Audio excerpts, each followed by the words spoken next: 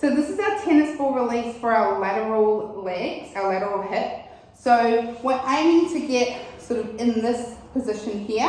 We don't want it on the bone and we don't want it too low to the floor, to the leg, sorry. We kind of want it to sit almost like you've got a pocket and you want it to sit down in here and sort of around this area here. So where my hand is, around that area is where we want the ball for our lateral hip.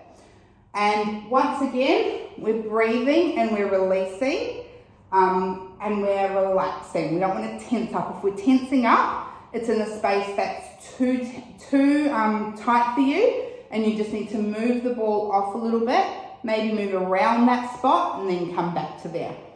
So to set ourselves up, we're just going to literally lie on our side. So I like to tuck the ball in kind of where I was talking about, and then I come over onto your forearm and sort of coming up and on the ball. This way you can also control how much pressure you put into that ball until you find the correct spot. And we're going to keep our leg bent. This top leg can go long if you like.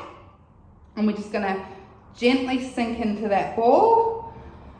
And we're just going to do as many breaths or whatever it says in your program. It might say as many as needed. Sometimes it's often somewhere between 3 and 5 breaths. And then you can move into some different positions. So I can feel like I need to go back here a little bit. And then when I first sat down on there, I definitely felt I couldn't lower down into the front, like sort of further towards the front. So I'm going to get into that position there. So yeah, we're just trying to get that nice little teardrop muscle that's at the top. It's nothing too big, and like just really gently through the hip. Again, not wanting to sit onto bone.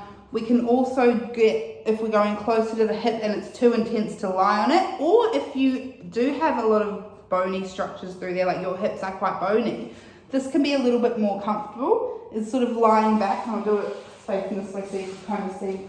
I'm not directly on the ball, I'm lying back a little bit and just gently pushing my hips kind of that way into the ball, so sideways rather than straight down.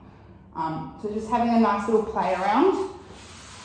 If you get any numbness or tingling, obviously we want to stop. It should feel, it's going to feel tight, but it should feel quite nice, especially if we've been doing this for a while.